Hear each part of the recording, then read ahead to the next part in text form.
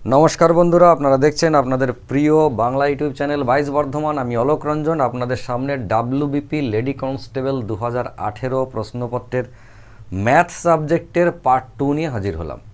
কারণ পার্ট 1 ইতিমধ্যে দিয়েছি এবং পার্ট 1 দেখে আপনাদের ভীষণ ভালো লেগেছে, আপনারা জানিয়েছেন, তাই পার্ট 2 নিয়ে পরের যে কটা অঙ্ক আছে সেটা নিয়ে হাজির হলাম। যদি আপনি পার্ট 1 দেখে না থাকেন তাহলে টুক করে একবার পার্ট 1টা দেখে নিন। আমি আজকের ভিডিও ডেসক্রিপশন বক্সে পার্ট 1-এর লিঙ্কটা দিয়ে দেবো। আজকে পার্ট 2টা দেখুন, সময় নষ্ট না করে একদম সরাসরি চলে যাই, কেননা ডাব্লিউবিপি লেডি কনস্টেবল ফর্ম বেরিয়ে গেছে, ফর্ম ফিল আপ শুরু হয়ে গেছে, পরীক্ষাও চলে আসবে এবং মেল কনস্টেবল 10,000 ভ্যাকেন্সি বেরোতে চলেছে ভোটের পর। তো যারা মেল কনস্টেবল বা ফিমেল কনস্টেবল যাই আছেন, রীতিমতো তৈরি হয়ে যান, এ সুযোগ ফিউচারে আর আসবে বলে মনে হয় না। ঠিক আছে, দেখুন এই অঙ্কটা, এই যে 59 দাগে ছিল দুটো সংখ্যার যোগফল 1400, বড় সংখ্যাটা 20% হ্রাস করলে এবং ছোট সংখ্যাটা 20% বৃদ্ধি করলে দুটো সমান হয়। আমি যত অঙ্ক দেখেছি এই অঙ্কটা কিন্তু আমার কাছে একদম নতুন মনে হয়েছে। মানে এই যে প্যাটার্ন, এই প্যাটার্নটা কিন্তু খুব বেশি পুরনো নয় এবং খুব বেশি পরীক্ষায় আসেওনি, কিন্তু অঙ্কটা ভীষণ ভালো। কেউ যদি মনে করে আমি অনেকটা সময় ধরে করব, সময় নষ্ট করব, এই অঙ্কটা নিয়ে করতে পারেন। আবার কেউ যদি মনে করেন না আমি কম সময় করব, তাহলে টেকনিক্যালি সেন্স অ্যাপ্লাই করে আপনি কম সময়ে করতে পারেন। অঙ্কটা ইন্টারেস্টিং কোথায়, যে দুটো সংখ্যার যোগফল হচ্ছে 1400। এবার কোনটা কত জানি না, তবে ছোট বড় নিশ্চয়ই আছে, কেননা বড় সংখ্যাটাকে যদি 20% কমাই এবং ছোট সংখ্যাটাকে যদি 20% বৃদ্ধি করি তবে গিয়ে এরা সমান হয়। তার মানে একটাকে 20% কমাচ্ছি আর একটাকে 20% বাড়াচ্ছি, তবেই গিয়ে তারা সমান হচ্ছে। তার মানে সংখ্যা দুটো তো সমান নয়, তারা বড় ছোট তো বটেই। এবার আপনি যদি ধরেন যে একটা সংখ্যা এক্স, তাহলে আর একটা হচ্ছে 1400 - এক্স হলো। এবার একজনকে 20% কমান, আর একজনকে মানে একজনকে 20% কমান মানে 80% বানাবেন, আর একটাকে 20% বাড়াবেন মানে 120% বানাবেন। তার মানে একটাকে 80% বানাবেন, একটাকে 120% বানাবেন, দিয়ে সেটাকে সমান করে তবে সমীকরণ তৈরি হবে, তাই না? সিম্পল একটা কথা। তো সেটা তো এক্স ধরবেন মানে বড় হবে, কিন্তু সেটা না ধরে আপনি যদি এই সেন্সটা একটু ডেভেলপ করতে পারেন যে বাবা একটা সংখ্যাকে 20% বাড়াচ্ছি আর একটা সংখ্যাকে 20% কমাচ্ছি, তার মানে একটাকে আমি 120% বানাবো আর একটাকে আমি 80% বানিয়ে দেবো, তাহলে আমি অরিজিনাল সংখ্যা পেয়ে যাব রিভার্সে। তাহলে কি করব, এই 1400টাকে আমরা দুভাগে ভাগ করে নিয়ে ধরি, মানে ধরে নিই একটা সংখ্যা হচ্ছে 700, আবার ওই সংখ্যাটাও 700, কেননা এরা সমান হবে বলেছে। এটাকে আমি 100% ধরলাম। তাহলে এ যদি 100% হয় তাহলে এর 120% সমান কত, এটা একটা সংখ্যা পাবেন। আবার এই 700কে যদি আপনি 100% ভাবেন তাহলে তার 80% সমান কত, এটা আপনি আরেকটা সংখ্যা পাবেন। তারপর লজিক ফিট করে দেখুন, তাহলে এটা যদি 100 হয়, এটা দুটো শূন্য তো কেটেই গেল, এরকম 7 12 84 মানে হচ্ছে 840 হচ্ছে একটা সংখ্যা, যেটা বড়টা। আর একটা হচ্ছে দুটো শূন্য কাটিং কুটিং করে দিলাম, 7 8 56 মানে হচ্ছে 560, এটা হচ্ছে ছোটোটা। ব্যাস দুটো সংখ্যা আপনার বেরিয়ে গেল। দেখুন কত সিম্পল, 700 700 ভেঙে নিলাম, একটাকে 120% বানালাম, একটাকে 80% বানালাম, কেননা ওটাই তো হবে দুটো সংখ্যার অনুপাত। একটাকে 120:80 মানে 3:2 হতেই হবে, তাই নয় কি? এবারে আপনি যদি চেক করতে চান ক্রস ভেরিফিকেশন, যে 840 থেকে তো বড় সংখ্যা, তাহলে এর থেকে 20% কমাবো, আর এ ছোটো সংখ্যা এর সঙ্গে 20% যোগ করব, তাহলে দুটো সংখ্যা সমান হবে বলেছে। এবার এর 20% কমালে কত হবে, এর 20% মানে 10% মানে 84, তাহলে 20% মানে 160, 168। তাহলে এর থেকে যদি আপনি 168 বাদ দেন তাহলে পাবেন কত, 672, তাই তো? 672, 772, 780, 840। হ্যাঁ ঠিক আছে। এইবার এইটাকেও যদি আপনি কি করেন, এর 20% বাড়ান, তো 560-এর 20% মানে 56 হচ্ছে 10%, 20% মানে হচ্ছে 112, এর সঙ্গে যদি 112 আপনি যোগ করেন তাহলে 560, 660, 670, 672 হয়ে গেল। এই দেখুন এই দুটো সংখ্যা সমান হয়ে গেল। তার মানে এগুলো তো আপনি সেলফ স্যাটিসফ্যাকশনের জন্য চেক করলেন, তো পরীক্ষার হলে করবেন না, তাই নয় কি? পরীক্ষার হলে সিম্পল দুটোকে 700-তে ভেঙে দিন, একটাকে 120% বানিয়ে দিন, একটাকে 80% বানিয়ে দিন, সংখ্যা দুটো পাবেন। এবার যদি বলেন 120 আর 80 কেন হলো, বিষয়টা খুব একটু মন দিয়ে শুনবেন। একটা বড় সংখ্যাটাকে যদি 20% কমাই মানে 80% বানিয়ে দিই, আর ছোট সংখ্যাটাকে যদি 20% বাড়াই মানে 120% বানিয়ে দিই, তবে দুটো সংখ্যা সমান হয়, মানে এই দুটো সংখ্যা একে অপরের উল্টোটা হবে। যাকে কমালে সমান হয় সে তো নিশ্চয়ই বড়, আর যাকে বাড়ালে সমান হয় সে তো নিশ্চয়ই ছোট। তার মানে একটা 120, 180। এই হচ্ছে ব্যাপার। ঠিক আছে, আশা করি বুঝতে অসুবিধে হয়নি। চলে যাই নেক্সট অঙ্কতে। এই অঙ্কটা তো মানে যারা চাকরির প্রস্তুতি নেয় তারা ক্লান্ত হয়ে যায় অঙ্কটা করতে করতে, কিন্তু এর ভ্যারাইটিস স্টাইল আছে। এই অঙ্কটা বিভিন্ন মানুষ বিভিন্ন স্টাইলে করে, দেখবেন এক একজন এক এক রকম ফর্মুলা ইউজ করছে, কিন্তু আমি ওইটাতে যাই না। 3-4 রকম পদ্ধতি আছে, আমি ইউটিউবে করেছি 3-4 রকম পদ্ধতি। এগুলো শুধু এরকম না, এখানে ভ্যারাইটির সংখ্যা চেঞ্জ করে করে বিভিন্ন রকম। তো সেটা না করে আমি লাস্টে যেটা সবাইকে বলি, সবসময় চেষ্টা করবেন কনসেপচুয়ালে আসা। মানে এটাকে দেখুন, একটা সিম্পল একটা পূর্ণ সংখ্যা আছে, আর কিন্তু কিছু নাই, তার সঙ্গে একটা গুণ আছে, কিন্তু পূর্ণ সংখ্যাটা এই বাবা জীবন আর এই বাবা জীবন একই, এ আলাদা। অনেক সময় এখানেও 99 থাকতো অনেক অঙ্কতে, আবার এই আমাদের আজকের অঙ্কতে এখানে 99 নাই, তো সেটা নিয়ে আমাদের দুঃখ পেয়ে লাভ নাই, তাই না? আমাদের যেটা আছে আমরা সেটা নিয়ে দেখি। ঠিক, এইটাকে আপনি সিম্পল একটা সংখ্যা ভাবুন, মনে করুন 4×2=3 ইন্টু 3। একবার তাকিয়ে দেখুন আমার এই সংখ্যাটার সঙ্গে সমান, মানে এর মধ্যে যা লজিক আছে, এইটা আলাদা এইটা আলাদা, এই দুটো আবার একই। দেখুন এই দুটো আমি একই করেছি, এইটা আলাদা, এইটা আমি আলাদা লিখেছি, মানে একদম এটারই একটা লজিক আমি এখানে দেখিয়ে দিয়েছি। তাহলে এটা আমাদের যদি পড়তো, তো ক্লাস 2 এর অঙ্ক দিলে তো ক্লাস 2 এর ছেলেরাও করে দেবে। এটা কি করবে, এইটা করবে 3×4=12 আর 2 হচ্ছে কত, 12 আর 2 14, 14/3 করবে, দিয়ে ইন্টু কী করলো, ইন্টু 3 করে এই 3 কেটে দিল। তার মানে আপনি শিওর হয়ে যান যে এই 3 আলটিমেটলি কেটে যাবে, উত্তরেও আসবে না। তার মানে এই 99 আলটিমেটলি কেটে যাবে, উত্তরে আসবে না, এটা আপনার মাথায় রাখতে হবে। এবার যেটা উত্তর হবে সেটা কোনটুকু, জাস্ট 4-এর সাথে এটা গুণ করে এইটা যোগ, 4×3=12 আর 2=14, এটাই তো উত্তর, এই যে 14। তার মানে আমি এইটার সাথে যদি এইটা গুণ করি আর এইটা যদি যোগ করে দিই, তাহলে কিন্তু আমার উত্তর হয়ে গেল। এই জায়গাটা যদি আপনি ক্লিয়ারলি একটু বুঝতে পারেন, তাহলে হয়ে গেল, আপনার আর কিচ্ছু নেই অঙ্কটার মধ্যে। এইটার সাথে এইটা গুণ করে এটা যোগ করব, সেটা হবে উপরে মানে উত্তর, আর এইটা তো এরকম কেটেই যাবে শেষ পর্যন্ত। তাহলে উত্তর কি দেখুন, 999। মানে আমাকে অঙ্কটা পেলেই ভাবতে হবে এরকম, 999 ইন্টু 99, তার সঙ্গে যোগ কে হবে, তার সঙ্গে যোগ হবে 98। এটা যার উত্তর বেরোবে সেটাই হচ্ছে ফাইনাল উত্তর। এবার আমরা এটাই একটু স্টাইলে করব। 999 ইন্টু 99 জানি না, মানে 999 ইন্টু 99 যদি গুণ করতে বলি তাহলে আমার দিন শেষ হয়ে যাবে, কিন্তু গুণটা আমরা স্টাইলে করব। কীরকম, এটাকে ভাববো 999টা 99, তাই তো 999 ইন্টু মানে 2×3 মানে বা 10×2 মানে কি হয়, খেয়াল করবে 10×2 মানে দুটো 10-এর যোগফল অথবা 10খানা 2-এর যোগফল। তো এইখানে 999 ইন্টু 99 আছে, আমরা কি ভাববো 999টা 99, সেটা না ভেবে আমি 1000টা 99 ভাববো আগে, দিয়ে ওই যে একটা 99 আমি বাড়তি ভাবলাম সেই 99টা বাদ দিয়ে দেবো, বাদটা যাতা হয়ে গেল, একটা 99 বাদ দিয়ে দিলাম। তাহলে কী হলো, এই গুণটারও যা রেজাল্ট আমার এইটুকুরও তাই রেজাল্ট। খেয়াল করুন, এখানে 999টা 99 ছিল, আমি 1000টা 99 ভেবেছি আর একটা 99 বাদ দিয়ে দিয়েছি, হয়ে গেল। আর এই প্লাস 99 যে 98 যেমন ছিল তেমন রেখে দিলাম। তাহলে আমার কি দাঁড়ালো ফাইনালি কি দাঁড়ালো, এই গুণটা তো আমার খুব সহজে, তো কেউ আমাকে বলে দেবে না, এমনিই পারবো। 99 ইন্টু এইটা মানে 99,000, 3টে শূন্য বসে গেল। আর এই বাবা জীবনকে দেখুন, একে এর সাথে ভাবুন, 99 মাইনাস 98 প্লাস, মানে এখান থেকে -1, কত সহজ হয়ে গেল। তাহলে 99,000 থেকে যদি আমরা 1 বাদ দিই, ফাইনাল উত্তর কত হবে, এই যে এটা, এই 99 লিখছি, কোথায় গেল, 98,000, হ্যাঁ 999, এটা 99,000 আছে, তার থেকে 1 বাদ দেবো, তাহলে 98,999। এইটা ভাবতে কিন্তু আপনার খুব বেশি সময় লাগার কথা নয়, এটা আমার বক্তব্য। আমি জানি এইটা ইন্টু এইটা প্লাস এইটা, এর মধ্যে কী এমন আছে। অন্য অনেক রকম লজিক আপনি ইউটিউবের ভিডিওতে পাবেন, অনেক মাস্টার দেখবেন করাবে, আমিও 4-5 রকমভাবে করিয়েছি। ইউটিউবে আমার পুরনো যে ভিডিও আছে সেখানে দেখবেন 4-5টা পদ্ধতিতে আমিও করেছি, সবাই যেগুলো করেছে সেগুলোও দেখেছি, যেগুলো যত শর্টকাট সেগুলোও দেখেছি। এটা আমার একদম কনসেপ্ট, সিম্পল কনসেপ্ট, সেটা আমরা সবাই জানি ছোটোবেলা থেকে। চলুন এবার পরেরটাই যাই। ক্লাস 2 এর অঙ্ক দিয়েছে, একদম ছোটো ছেলের অঙ্ক দিয়েছে, প্রত্যেকে জানেন এটা। 1 2 3 4, 1 2 3 4 মানে 1234। এর ডান দিকে কোন অঙ্ক বসালে, মানে এই জায়গাতে স্টারের জায়গায় কোন অঙ্ক বসালে সংখ্যাটা 9 দ্বারা বিভাজ্য হবে।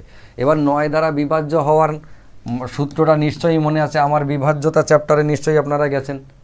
9 দিয়ে ভাগ করার নিয়ম কি, নিয়ম হচ্ছে সবকটা ডিজিটের যোগফল যদি 9 দিয়ে ভাগ করলে মেলে তাহলে পুরোটাই মিলবে। এখন এই হচ্ছে 1 আর 2 এ 3, 3 আর 3 এ 6, আর 4 এ 10, তাহলে 10 হলো। আর এইখানটায় কত হলে সে 9 দ্বারা বিভাজ্য হবে?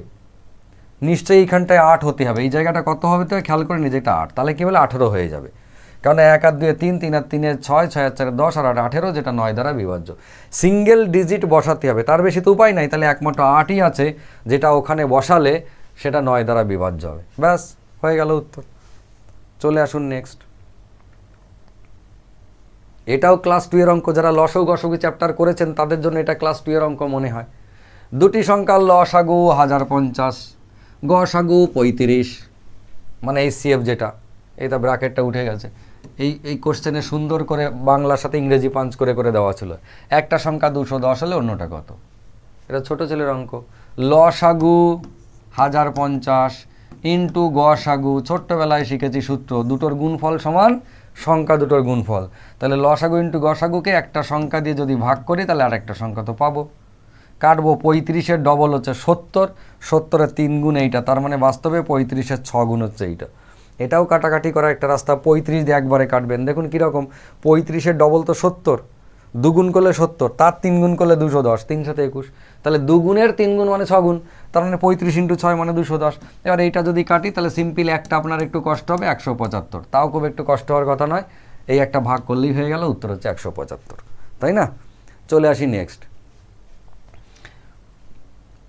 অঙ্কটা ভীষণ সুন্দর। যে পদ্ধতিই করাক না কেন, আমি যে পদ্ধতিতে ইউটিউবে আপনাদেরকে করিয়েছি সেটা যারা দেখেছেন তাদের ক্ষেত্রে কিন্তু এটা জলখাবার মনে হবে। কীরকম?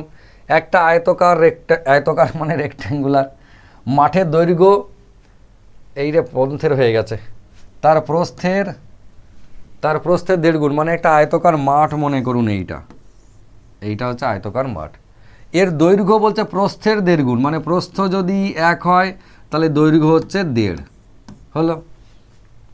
প্রস্থ যদি 1 হয় তাহলে দৈর্ঘ্য 1.5। তাহলে অনুপাত আমরা কি করে করি? অনুপাতটা 1 আর 1.5 না রেখে একটাকে 2 করব, 1.5টাকে 3 করব। এই যে এইটা একই ব্যাপার, মানে দৈর্ঘ্য এবং প্রস্থের অনুপাত তাহলে 3:2।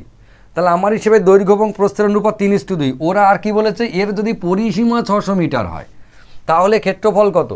এখন আমার যেটা দৈর্ঘ্য এবং প্রস্থ, মানে আমি লেন্থ ইস টু ব্রিথ আমি যদি বলি তাহলে 3:2 আমি পেলাম দৈর্ঘ্য এবং প্রস্থের অনুপাত। আমার হিসেবে দৈর্ঘ্য 3 আর প্রস্থ যদি 2 হয় তাহলে পরিসীমা কত? 3 আর 3 এ 6, 2 আর 2 এ 4, 6 আর 4 এ 10। তাহলে আমার হিসেবে কত? আমার হিসেবে হচ্ছে 10 অনুপাত। ওরা কত বলছে? ওরা বলছে 600। ব্যাস, তাহলে 10 অনুপাত মানে যদি 600 হয় তাহলে 1 অনুপাত মানে কত? 1 অনুপাত মানে 60। ব্যাস হয়ে গেল, 1 অনুপাত মানে 60। এবার ভাবুন, যাকে আমি 3 অনুপাত ভেবেছিলাম, এইটাকে মুছে দিই, লিখবো যেহেতু, যাকে 3 অনুপাত ভেবেছিলাম সে বাস্তবে 3 6 18 মানে 180, আর যাকে 2 অনুপাত ভেবেছিলাম সে 60 2 120। এইটা হয়ে গেল আমার অরিজিনাল দৈর্ঘ্য প্রস্থ। তাহলে দেখুন চিন্তার কোনো বিষয়, আমি অঙ্ক রিডিং পড়বো এখানেই শেষ হয়ে যাবে। যখন আমাকে দৈর্ঘ্য বলেছে 1.5 গুণ কার থেকে? প্রস্থর থেকে। তো প্রস্থ যদি 1 হয়, দৈর্ঘ্য হচ্ছে তাহলে 1.5। এটাকে একটু রেকটিফাই করে নিয়ে দশমিকে তো রাখতে নেই অনুপাত, তাহলে আমি প্রস্থকে 2 ভাবলাম, দৈর্ঘ্যকে 3 ভাবলাম, তাহলে অনুপাত 3:2। 3 আর 2 যদি অরিজিনাল হয় তাহলে পরিসীমা কত? দুটো দৈর্ঘ্য দুটো প্রস্থ মানেই তো পরিসীমা। এইটা 3, এটা 3 6, এটা 2 8, এটা 2 10। তাহলে আমার হিসেবে অনুপাত হচ্ছে 10। ওরা বলছে না গো 600। তাহলে 10 মানে 600 মানে কগুণ? 60 গুণ। 1 মানে হচ্ছে 60। তাহলে যাকে 1 অনুপাত মানে 60 বেরোলো। এবার যাকে আমি 2 অনুপাত ভেবেছিলাম সে হচ্ছে 120, যাকে 3 অনুপাত ভেবেছিলাম সে হচ্ছে 180। 3 6 18 হয়ে গেল। এবার এই যেই আমি পেলাম দৈর্ঘ্য আর প্রস্থ অরিজিনাল, জানতে চাইছে কি ক্ষেত্রফল, তার মানে সিম্পল 180 ইন্টু 120। এবার 180 ইন্টু 120 করতে গিয়ে ভাবছি সর্বনাশ কী হয়ে গেল, 180 আর 120 গুণ করবো? না, চিন্তা করবেন না। প্রথম কাজ হচ্ছে 18 ইন্টু 12 করুন।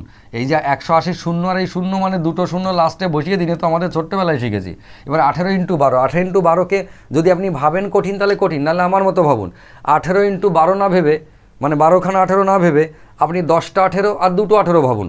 10টা 18 মানে 180, 2টো 18 মানে 36, 180 আর 36 216 হয়ে গেল। ব্যাস, তার মানে গুণটা হয়ে গেল 216, তারপরে দুটো শূন্য, মানে টোটাল ক্ষেত্রফল 21,600।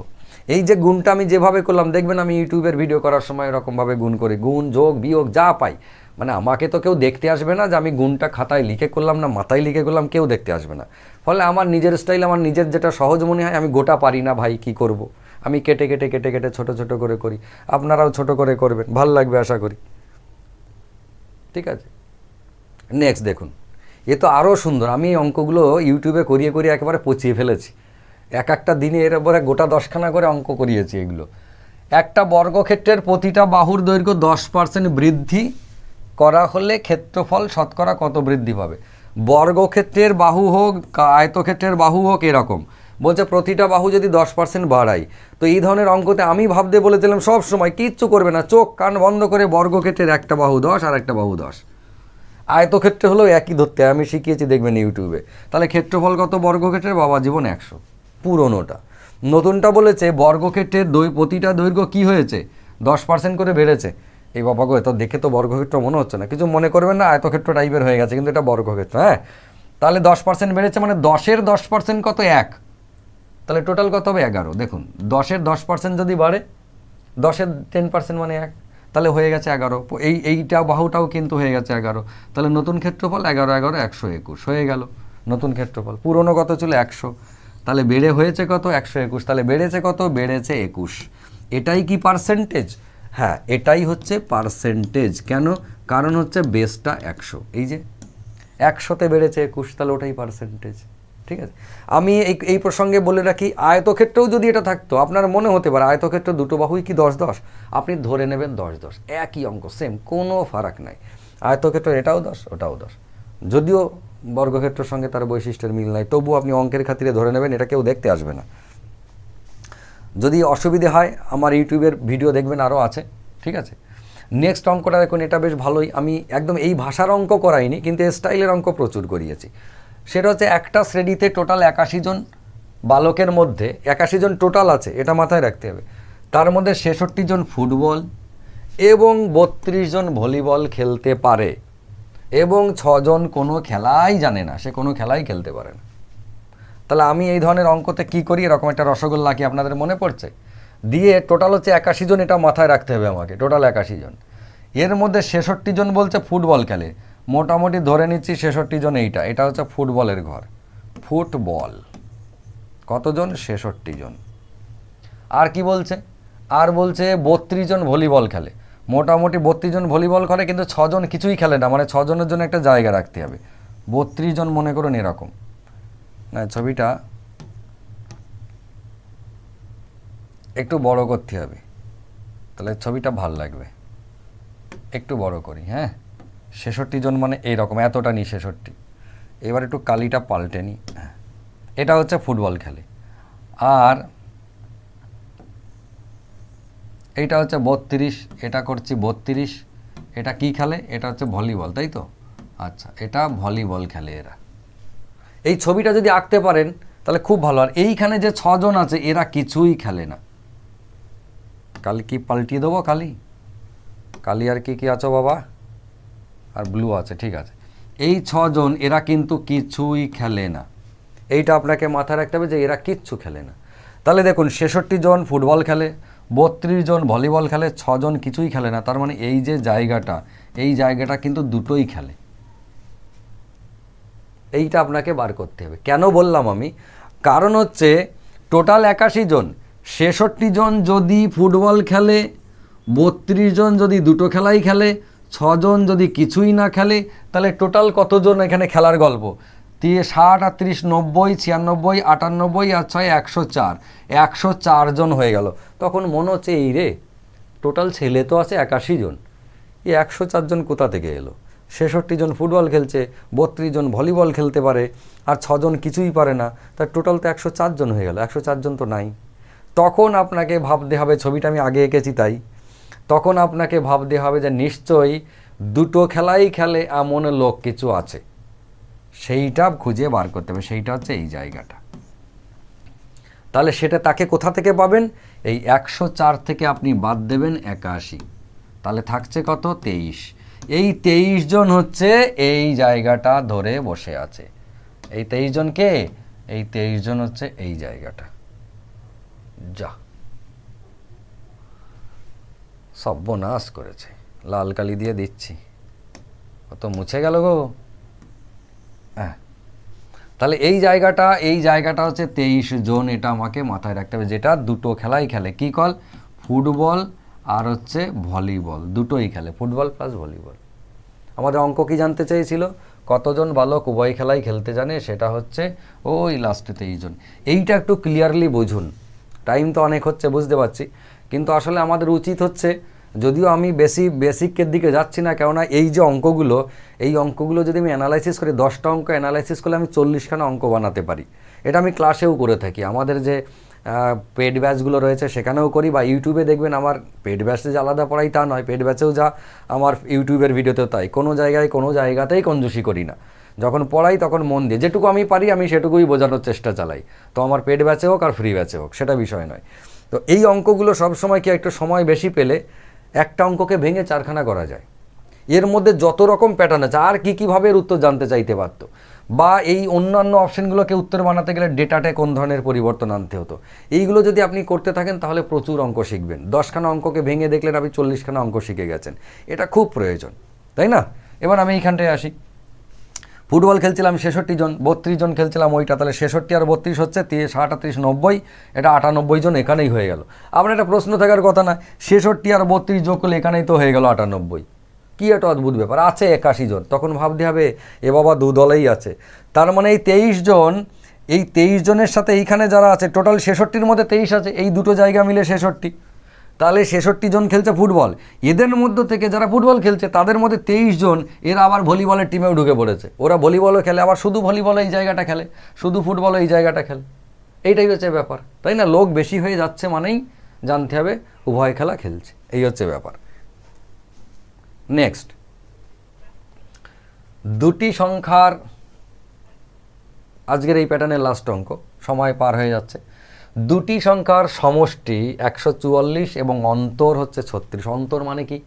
অন্তর মানে অনেকে বলবে বিয়োগ, না বিয়োগ নয়, অন্তর মানে মন। অন্তর মানে হচ্ছে মন। তাহলে দুটি সংখ্যার সমষ্টি বা যোগফল হচ্ছে 144 এবং অন্তর বা বিয়োগফল হচ্ছে 36। এই যদি হয় তাহলে সংখ্যা দুটি কী কী? এই ধরনের অঙ্ক তো প্রচুর করানো হয়েছে, এবং দেখবেন আপনারা যে কত রকম পদ্ধতির হয়। প্রথমত দুটি সংখ্যার যোগফল যদি বলে, তার মানে হচ্ছে x প্লাস ওয়াই, এটা সমান 144। বাজে, আমি আপাতত আপনাদেরকে 3টে পদ্ধতি দেখাচ্ছি, তার থেকে যেটা শর্ট থেকে সহজ মনে হয় সেটা দেখবেন। যেটা নর্মাল নিয়ম, x প্লাস ওয়াই, দুটি সংখ্যার যোগফল হচ্ছে 144, মানে x প্লাস ওয়াই সমান 144, এটা সমীকরণ 1, 1 নম্বর সমীকরণ। ফের দুটি সংখ্যার অন্তর মানে বিয়োগফল, আমি ধরে নিলাম দুটো সংখ্যা x আর y, এটা মানে হচ্ছে 36, এটা হচ্ছে কি? এটা হচ্ছে 2 নম্বর সমীকরণ। এটা আমাদের স্কুলের পদ্ধতি, ছোটোবেলার পদ্ধতি। এইবারে 1 নম্বর সমীকরণকে এটা দিয়ে গুণ করে পাই, 2 নম্বর সমীকরণকে ওটা দিয়ে গুণ করে পাই, মানে কাটতে হবে, এখানে কিছুই গুণ করতে হবে না যদিও, দিয়ে আমরা ওয়াইটাকে কাটলাম, এক্সের মান বেরোলো, সেই এক্সের মানটাকে 1 নম্বর সমীকরণ বা 2 নম্বর সমীকরণে পুট করলাম, দিয়ে আরেকটা মান পেলাম। এইভাবে আমরা এক্স আর ওয়াইয়ের মান পেতে পারি। এই অপনয়ন পদ্ধতিতে সমাধান করা, যেহেতু এক্স আর ওয়াই দুটো আননোন ফিগার একই সমীকরণের মধ্যে বা একই অঙ্কের মধ্যে, তাহলে দুটো সমীকরণ বানাতে হবে এবং সেটা অপনয়ন পদ্ধতিতে সমাধান করাতে হবে। এই কারণেই অপনয়ন পদ্ধতি তৈরি হয়েছে, মানে একই অঙ্কের মধ্যে যদি দুটি আননোন ফিগার ধরতে হয়, অ্যাজাম্পশন করতে হয়, তাহলে তার উত্তর বার করতে গেলে একমাত্র যে পদ্ধতি তার নাম হচ্ছে অপনয়ন। সেক্ষেত্রে এক্স আর ওয়াইয়ের মান বার করবো। এই অঙ্কটার ক্ষেত্রে সহজ হবে, কেননা ডেটাটা খুব ছোটো ছোটো। এটা একটা পদ্ধতি। 2 নম্বর, আপনি ইউটিউবে দেখবেন অনেক, প্রায় সমস্ত টিচারই এটা করান, সবাই এক প্রকার সবাই, যে এই যে দুটি সংখ্যার যোগফল আর দুটি সংখ্যার বিয়োগফল বলেছে, বড় সংখ্যাটা বের করার নিয়ম হচ্ছে এই যে যোগফল যুক্ত বিয়োগফল বাই 2, এটা হচ্ছে বড়টা, আর ছোটটা বার করার নিয়ম যোগফল বিযুক্ত বিয়োগফল বাই 2, এটা হচ্ছে ছোটটা। এবার এইটা যোগ এইটা, মানে 140 আর এদিকে 30, 70, 180 বাই 2, তার মানে হচ্ছে 90, এটা হচ্ছে বড়টা।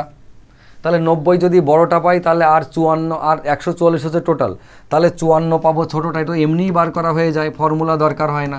কিন্তু তবু একবার দেখি, এই 144 থেকে 36 বাদ দিলে কত হচ্ছে? 108, 108কে 2 দিয়ে ভাগ করলে 54। তাহলে এই দুটো সংখ্যা আমরা পেলাম। এটাও একটা পদ্ধতি, এটাও একটা পদ্ধতি। দুটোই কিন্তু ভীষণ কম সময়ের, কোনোটাই যে বেশি সময় লাগবে তা নয়, ঠিক আছে? এইবার দেখুন, আমি যেটা বলি এই পদ্ধতিটা কেন আমি অ্যাপ্লাই করতে বলি, কেননা অন্যান্য অনেক অঙ্ক আছে যেখানে আপনি এই পদ্ধতি অ্যাপ্লাই করলে কম সময়ে বেঁচে যাবেন। সেটা হচ্ছে দুটো সংখ্যার যোগফল 144, তাহলে আমি ভেবে নেব এই যে দুটো সংখ্যার যোগফল 144 একে হাফ আপ করে দেবো। প্রথমেই ভেবে নেব দুটোই হাফ আপ, তাহলে 144-এর অর্ধেক করলে কত হয় 72, আর এদিকেও 72 হলো। এই 72 সিং আঁকছি আর দাগ কীরকম হচ্ছে 72 আর হচ্ছে 72, এইবার এটাও 72 ওটাও 72, তাহলে যোগফল 144 ম্যাচ করলো।